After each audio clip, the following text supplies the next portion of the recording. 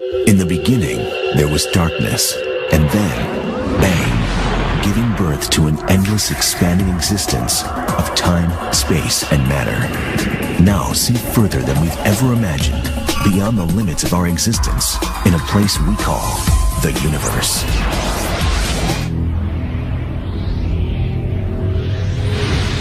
Our infinite universe is brimming with strange, violent, and potentially life-transporting phenomena.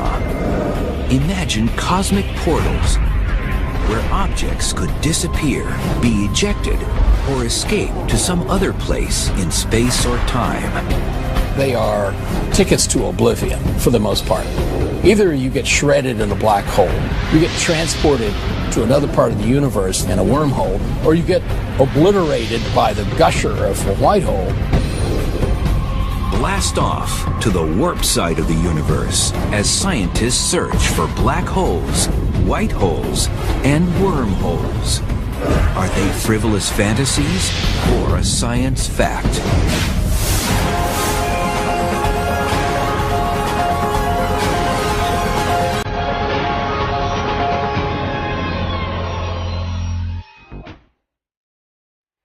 The universe is a cosmic cornucopia of endless possibilities. Imagine a shuttle service to anywhere in the cosmos. It's not aboard a futuristic spaceship.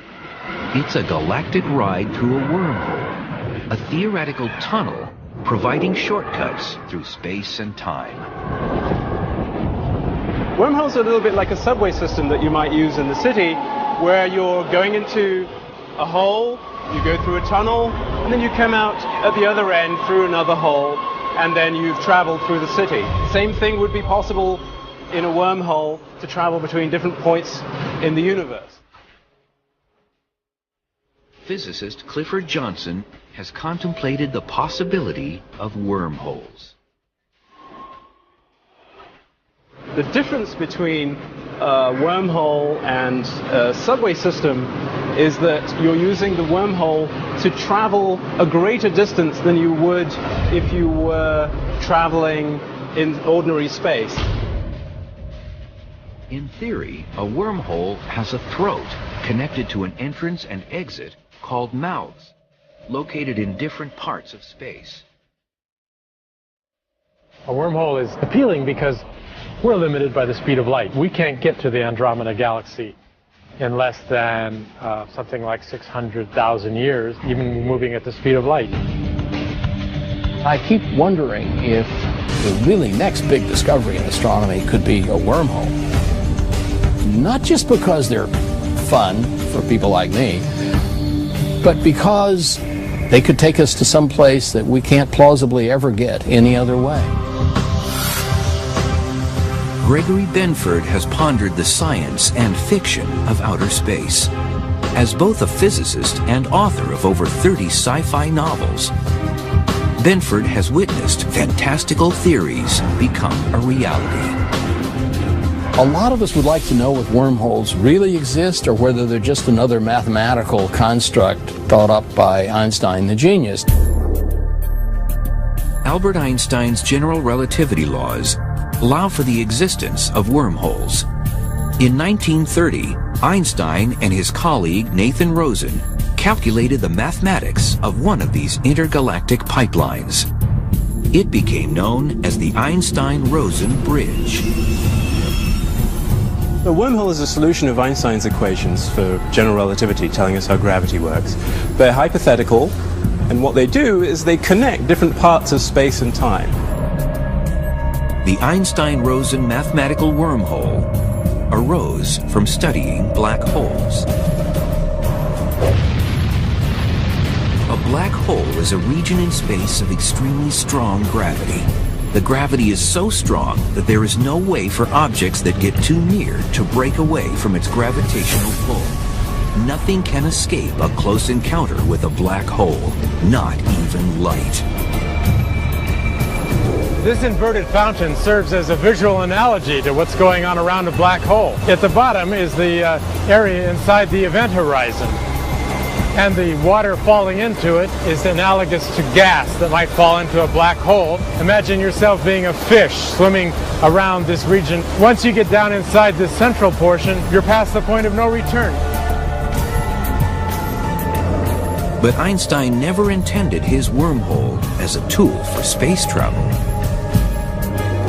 His wormhole is theoretically created at some moment of time. It opens up briefly, then pinches off. Anything that tries to pass through it will get crushed when it squeezes apart. The typical wormhole that you write down in your equations and study is unstable. It'll vanish in an incredibly short time. So what you need is some means of holding it open. After Einstein's wormhole was determined unstable in the 1960s, little research was done on the concept. Then, the sci-fi film Contact was released in the late 1990s. Based on the book by renowned astronomer Carl Sagan, it proposed that a wormhole could be used for space travel. The book Contact, and then subsequently the movie, was a nice place in fiction that was accessible to everyone, where you could see the idea of a wormhole. So it was a nice way of getting people interested in that idea all over again. This was kind of a very far-fetched idea that wasn't even considered very seriously by many physicists until Carl Sagan decided to write this book and try to make it as realistic as possible. And since that time, theoretical physicists studying Einstein's general theory of relativity have considered travel through wormholes. Scientists began to investigate whether there might be a type of wormhole different from Einstein's that is traversable. But traversable wormholes needed something to prevent them from pinching off. You want to stabilize the wormhole. You don't want the wormhole to collapse. Keep the wormhole open. That requires something new called negative matter or exotic matter. We've never seen negative matter before. It would have anti-gravitational properties. But one day, if we ever find negative matter, perhaps that's the key to stabilize the wormhole. The idea of a traversable wormhole captivated science fiction enthusiasts. It also reinvigorated the serious study of wormholes within the science community. This transversable wormhole created quite a sensation, because perhaps it is physically possible to one day build a subway system to another galaxy. The term wormhole came from an analogy with an apple. You want to get from one part of the apple to another part. If you're a worm, you can eat your way down into the body of the apple and make a little tunnel and come out the other way, and it's shorter. But unlike a worm moving here on this apple, for a wormhole in our universe, we might not know what dangers lie at the other end of the wormhole. The other end of a wormhole could be connected to a very dangerous part of the universe, with all sorts of exotic phenomena. It might even be in the core of a star. If we ever find a wormhole, and if it's close enough for us to reach, almost certainly we'll first send automated probes through and direct them to come back, maybe even put them on a cable in case something nasty happens to them and they can't return. Physicists do not know of any way that a wormhole might arise naturally in our universe. But can they be made artificially? One possibility that physicists have speculated about that might allow you to construct wormholes would be to blow them up from what's considered to be the fabric of space-time that might actually contain tiny wormholes seething in and out of existence due to the laws of quantum mechanics. Scientists proposed that perhaps traversable wormholes could be sculpted out of quantum foam, a subatomic bubble-like structure that might exist everywhere in the universe, on length scales 1 billion trillion times smaller than the nucleus of an atom. That's how you do it in principle. It's completely unfeasible using any technology that we know of, but it's at least something you might consider. If one could be engineered or located in space, scientists contemplated other possibilities for a wormhole. Could it transport galactic vacationers to different points in time, as well as different places in space? To actually create a time machine or a wormhole machine that would take us to a distant galaxy, you would have to have the physics of an advanced civilization. A civilization perhaps millions of years beyond ours. Time machines have mystified movie audiences for over 50 years. Gentlemen, I am talking about traveling through time in a machine constructed for that very purpose. But could a wormhole be used for such travel? The wormhole may lead to things like being able to go to another galaxy by walking 5 feet through a wormhole, or even going to another time. But wormholes as time machines pose unsettling questions. In the distant future, will Earthlings be able to travel to the past and perhaps change history?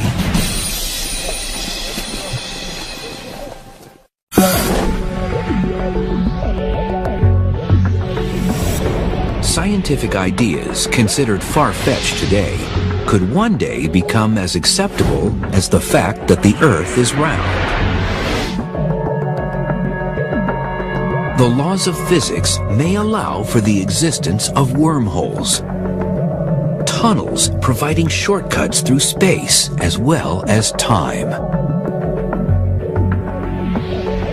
So could these cosmic subway systems theoretically be engineered into time machines? Einstein's general relativity laws reveal that time travel into the future is possible.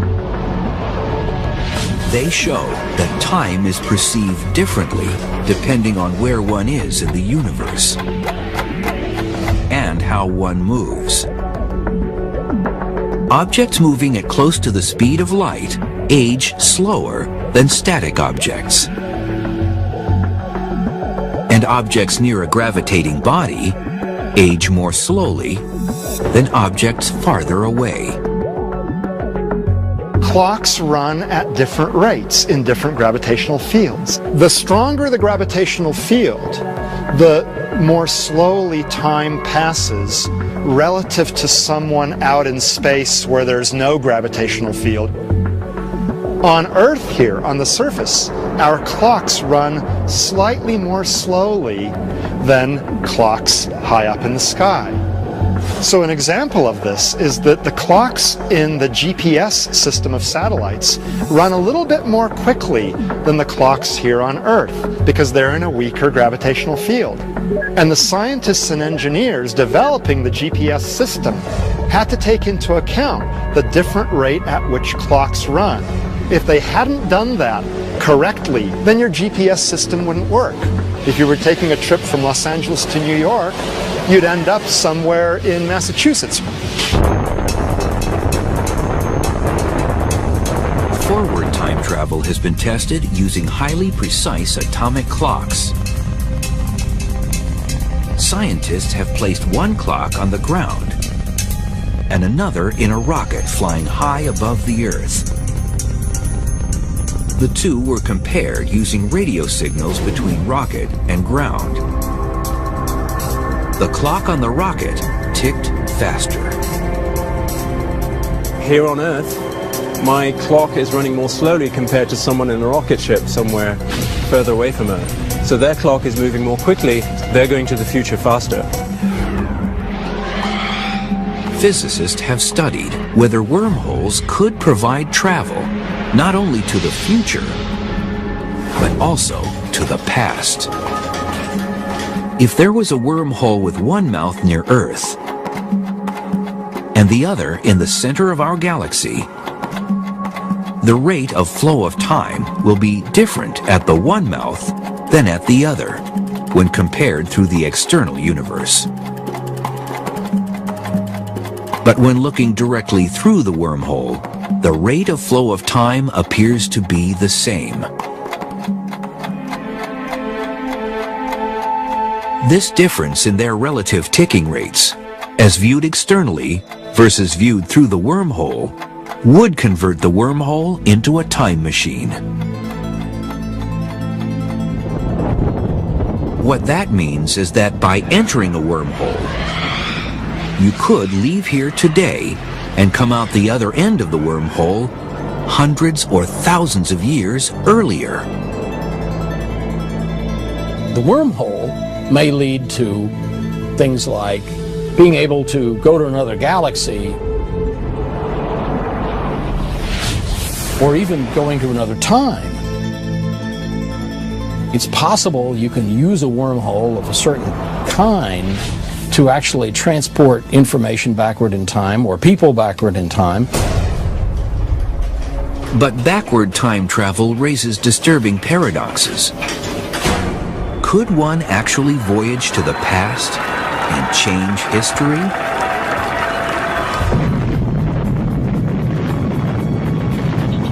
One of the problems with traveling backwards in time is that it produces various paradoxes. The most famous of this is the grandfather paradox. This says that if I have a time machine, I could go back in time and I could kill my grandfather, who would then never have had my father, who would never have had me, I would never have been born. So that means you would never have been able to go back into the past in the first place. Or, let's say you go backwards in time and meet your teenage mother before you're born. And then your teenage mother falls in love with you. Then how can you be born if your teenage mother spurned your father and fell in love with you instead? The practical problems are enormous. But one day, if somebody knocks on your door and claims to be your great-great-great-great-great-great-great-granddaughter, someone from the future going backwards in time to meet her illustrious ancestor, don't slam the door. Perhaps in the future, our descendants will have the possibility of time travel, and perhaps one day they may come knocking on your door. Backward time travel has ignited a myriad of science fiction scenarios. If that machine can do what you say it can, destroy it, George, before it destroys you. If the laws of physics permit wormholes, then how can those laws deal with the danger of changing history?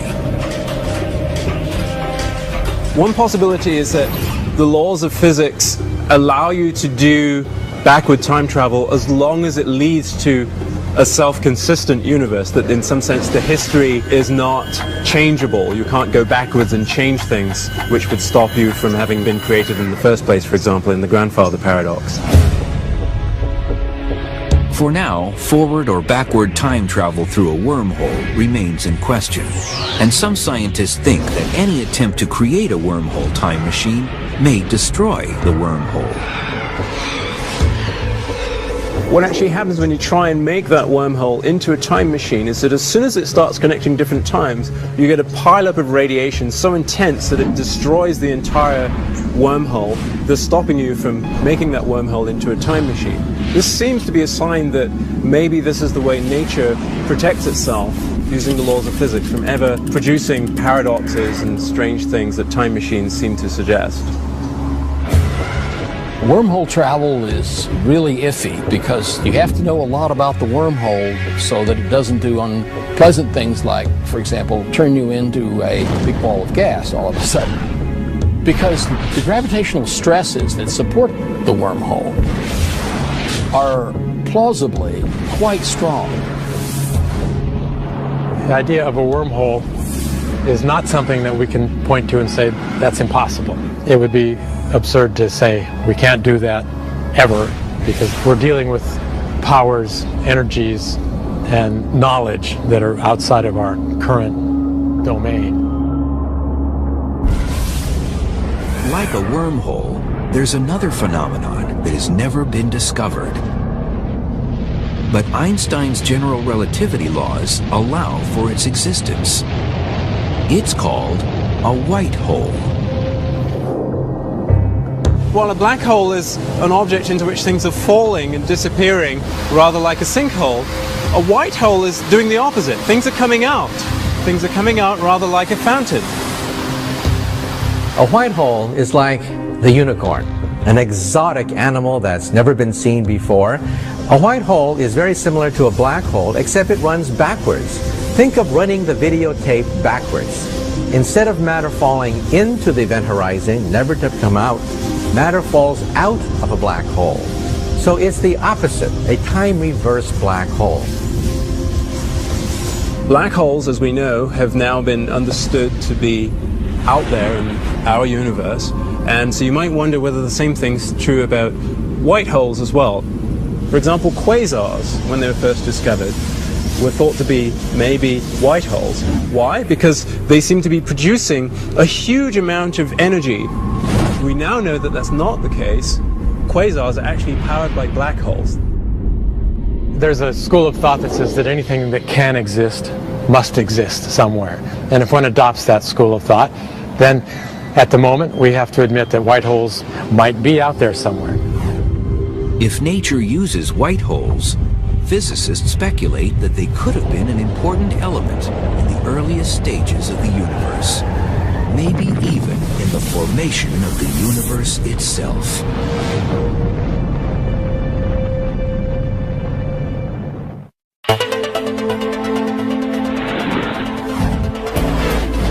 When trying to decode some of the mysteries of the universe, the answers may truly be black and white. The universe began with the Big Bang, an expanding fireball of matter and energy that started compressed as a tiny subatomic point called a singularity. A singularity is a region where gravity is immensely strong. The Big Bang singularity gave rise to the entire universe, which includes space, time, and all the matter that fills it. A similar type of singularity is a white hole, a theoretical object that arises in Einstein's theory of gravity. It's essentially a black hole in reverse, a point of singularity where matter is ejected. Consequently, some scientists have wondered if the universe could have been created from a white hole. One idea to describe the entire universe has been that it's one big white hole in which there's an emergence from some initial singularity. That creative thought is one amongst many for how the universe was seeded and how it began and how the Big Bang emerged. Think about it. A white hole emits matter. It doesn't gobble up matter. But isn't the Big Bang the same thing? That small little quantum dot that expands and spews out matter? So perhaps the white hole could be the story of our universe. NASA's Wilkinson Microwave Anisotropy Probe, known as WMAP, has measured the radiation left over from the very early universe. Studies of this cosmic microwave background have confirmed that the universe began with a brief but colossal growth birth called inflation that preceded its regular phase of expansion. So some scientists speculate whether a white hole could have been the instigator of this growth birth.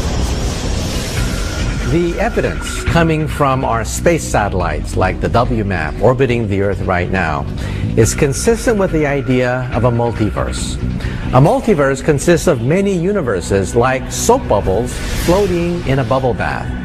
In a bubble bath, we have bubbles popping into existence, collapsing back, giving birth to baby soap bubbles. So in other words, Big Bangs could be happening all the time.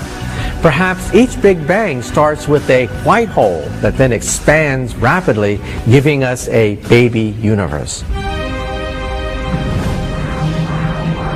It's still unproven whether multiple universes exist, and whether white holes may have created them. But scientists have shown that some types of white holes, although possible in theory, are highly unstable. They would not survive for very long, and they simply collapse to form black holes. Possibly white holes played a role. Perhaps they formed for a very short time, but then being unstable they collapsed. But even during that period when they were first formed, they may have left some important imprint on the future of the universe. We don't know whether that's true, but it's a possibility. White holes are a nice act of imagination, but I don't think they have any substance yet. They're entirely theoretical objects, but then black holes were that way once upon a time. White holes might or might not have existed at the beginning of the universe. But one thing's certain, black holes are no longer science fiction. They're science fact. Scientists agree these whirling vortexes are born out of the death throes of massive stars. When a sufficiently massive star runs out of fuel, it is unable to support itself against its own gravitational pull. It then collapses inward to form a black hole. Black holes are troublemakers in the evolution of the universe. They can draw matter in, spew it out, reform, reorganize regions of the universe, perhaps part of a galaxy, take up residence at the center, start running the show. They're big muscular things that lumber around and cannot be stopped. Black holes are difficult to detect because they're black. But they can be observed when they interact with something in space, such as in falling gas, which heats up and glows in X-rays. Years ago, black holes were considered to be impossible. We have something called the giggle factor in physics. People used to giggle whenever we talked about black holes. But now, we see hundreds, thousands of glorious photographs of black holes. There are at least two types of black holes. One is called a stellar mass black hole, which is approximately 3 to 30 times the mass of our Sun. It's speculated that 100 million of these reside in our Milky Way galaxy, and similar numbers in other galaxies. The other is a supermassive black hole that is millions to billions of times the mass of our Sun.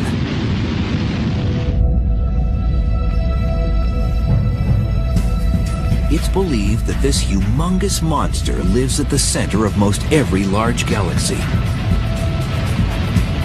Our own Milky Way galaxy has one. Yet whether they're stellar mass size or supermassive, all black holes are cosmic cannibals. A black hole, in some sense, is like a cosmic roach motel. Everything checks in, but nothing checks out. A trip to a black hole would be fantastic, almost psychedelic. It's like having a near-death experience.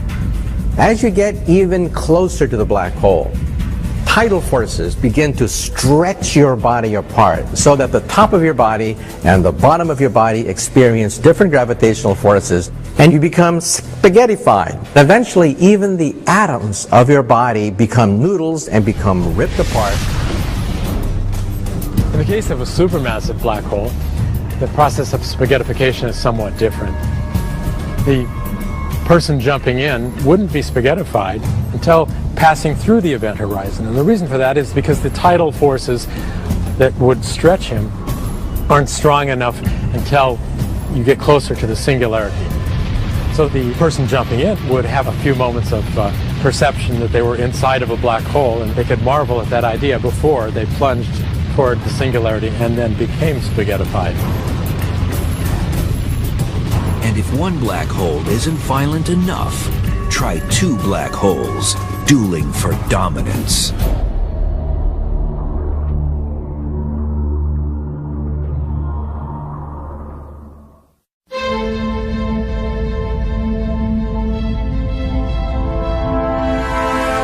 In the vastness of space, black holes occasionally pair off. It may appear as though they're engaging in some sort of cosmic courtship. But these unions are anything but harmonious. When two black holes get too close, they become trapped by each other's gravity. The two orbit around each other like whirling dervishes. These binary black holes will eventually collide and coalesce. It's believed that collisions between black holes will be quite common. They would be in orbit around each other and then spiral inwards, and at some point they would coalesce. And that coalescence creates a huge disturbance in space-time. If you have two objects that are bending space a lot around them, and they merge together, then you'll get this ripple, this wave going out, carrying energy with it. Typically, when black holes collide, they create wild vibrations called gravitational waves, which spread across the fabric of space and time. These ripples would be just like the ripples you would have, say, on the surface of a pond. If you threw a pebble into a pond, it creates a disturbance, and then you see the ripples carrying that disturbance away to far points of the pond. In the past, binary black hole collisions were impossible to identify. Now, scientists have developed gravitational wave detectors to track these vibrations and hopefully catch black hole collisions in the act.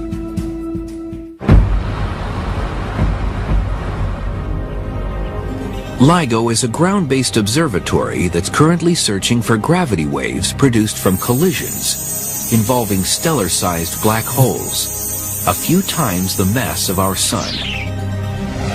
The system uses lasers to measure the motions of mirrors that hang by wires from overhead supports. When two black holes merge together, they'll release these gravitational waves, these ripples in the shape of space. And as the ripples pass by these giant contraptions, they alter ever so slightly the distances between these detectors, and the detectors can actually monitor and see that change in distance. And that's the signature of a gravitational wave coming by.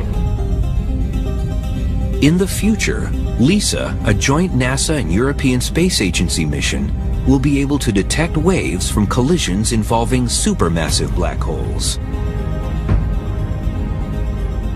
These impacts occur after two galaxies have merged, and their supermassive black holes sink to the center of the newly formed galaxy and find each other. And if collisions involving two supermassive black holes isn't chaotic enough, try three. In January 2007, US and European satellites actually observed black hole triplets 10 billion light years away in the Virgo constellation. They're actually three quasars, which are luminous objects thought to be powered by supermassive black holes located in the centers of galaxies. This trio is in close proximity to one another.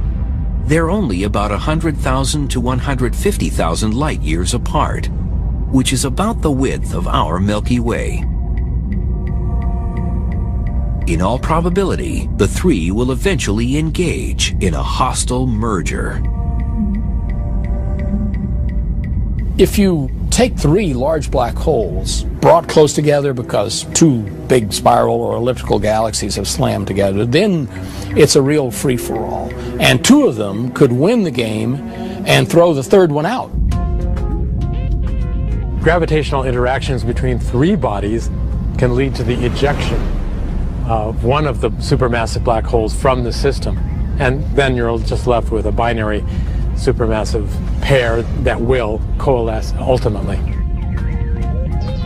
The supermassive black hole that gets ejected is ejected typically with enough speed that it can't carry stars with it. So it becomes a rogue black hole that's off on its own.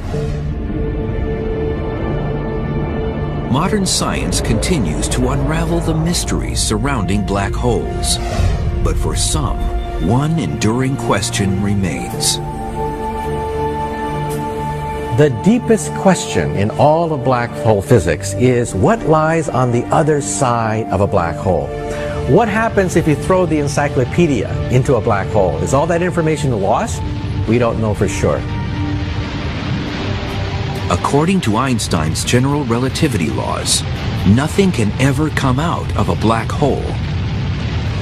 But if a black hole is extremely tiny, the laws of quantum mechanics merge with the laws of general relativity. Quantum mechanics governs the world of the very small, such as electrons, neutrons, and other subatomic particles. General relativity rules the world of the very large, where ordinary gravity is dominant, like planets, stars, and galaxies. The fact is, when you put together quantum theory with black holes, you find that they aren't completely inert objects that only suck things in and nothing comes out. They actually radiate. The black holes that radiate are called mini black holes, which are much smaller than their stellar mass or supermassive black hole cousins. Celebrated physicist Stephen Hawking proposed that if mini black holes exist, they must emit radiation, which has been named Hawking radiation. It is believed this radiation will cause a tiny black hole to evaporate and potentially disappear. Hawking gave mathematical evidence that when a tiny black hole forms and then evaporates, some of the information that went into the black hole never comes back out. This startling prediction caused a firestorm among physicists because the laws of quantum theory insist that information can never be completely destroyed. Essentially, the world split into two camps. Those who believed that Hawking's calculation was really it, and the other camp that said, well, Hawking's calculation needs refining. String theory and other theories seem to suggest that the information is actually preserved. It just comes out very subtly. The question of what happens to the information that goes inside a black hole is, I think, not fully settled. The chemical composition of the objects that went into the black hole and other aspects of them, their color, their temperature, etc., etc. We don't really know what happens to that information. It appears unlikely that scientists could venture inside any black hole and return back home in one piece to report their findings. But a worldwide collaboration of scientists may be on the verge of the next best thing: manufacturing tiny black holes right here on Earth.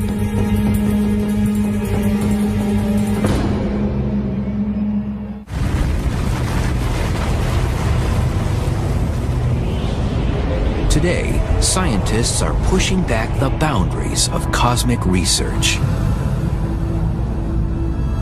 If naturally formed black holes aren't scary enough, what about a black hole factory?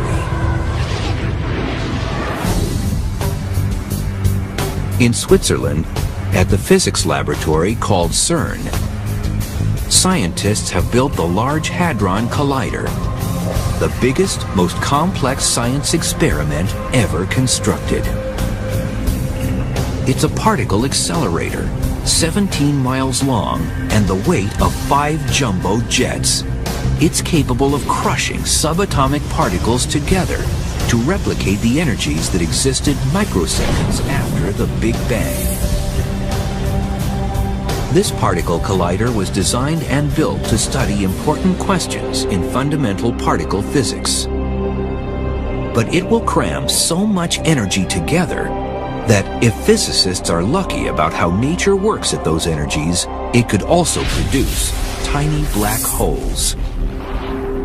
We might be able to see microscopic black holes being formed in these high-energy collisions, and those black holes would then be amenable to study. They would rapidly evaporate. We'd be able to study their decay products and understand physics of quantum gravity in the laboratory, which is something that we never dreamed we'd be able to do in our lifetimes. But the possibility of manufacturing mini black holes has roused suspicion and fear. Could they escape the Earth's gravity and eventually devour our planet? Cosmic rays from outer space hit the Earth all the time, perhaps with more energy than these mini black holes. So these mini black holes are harmless. They're not going to eat up the Earth. They are not a doomsday device. A similar mini black hole scare happened in the United States. In Brookhaven, New York, a smaller collider experiment is already underway. The Relativistic Heavy Ion Collider, better known as RHIC, is an underground pipeline where gold atoms collide together at 99.9% the speed of light. When the experiment began in the year 2000, news spread that these head-on impacts created black holes. The laboratory, which is very responsible, decided it needed to respond to this and reassure people, so it convened a group to look at this. And what that group found was that these kinds of collisions had been happening in outer space, and that had never caused a problem. Theoretically, we produce conditions in these collisions which should mathematically give some similarity to the theory that surrounds black holes. But in practice, we're completely safe. There's no way that any black hole that could be a concern could be produced here at RHIC. Well, RHIC certainly is not capable of producing a black hole of any kind. There is not enough mass which is being created here by many orders of magnitude. Although RHIC cannot create mini black holes, scientists can go through the ashes of these particle collisions to learn about the early moments a few microseconds after the Big Bang. So we can use this knowledge to gain a better understanding of what happened shortly after the Big Bang, including the possibility of primordial black hole formation. The particle collision experiments in Switzerland and in the US may not produce life-threatening black holes, but they could give several important clues about whether information comes back out of a mini black hole and even how the universe began. They do provide a laboratory to see how far we can push Einstein's theory until all hell breaks loose and the equations collapse. And that's why we think that mini black holes could be a key to going beyond Einstein. Physicists will continue to probe into the mysteries still surrounding black holes. They will also remain on high alert for any signs of the elusive wormholes and white holes. The search for the next frontier marches on. White holes, wormholes, black holes are tickets to oblivion for the most part. None of these are places that you want to take your summer vacation near. And these tickets will cost a lot to even find. These objects are hard to observe in the universe, and only one of them do we really pretty much know is there, the black hole. The others may be entirely hypothetical. They may be the unicorns of astronomy. There are several cases in history of science when an idea or even a solution to an equation just seemed like an artifact of our imaginations and it actually turned out to be a real thing. Black holes are such an example. Maybe white holes and wormholes will have some role in nature which we'll one day discover.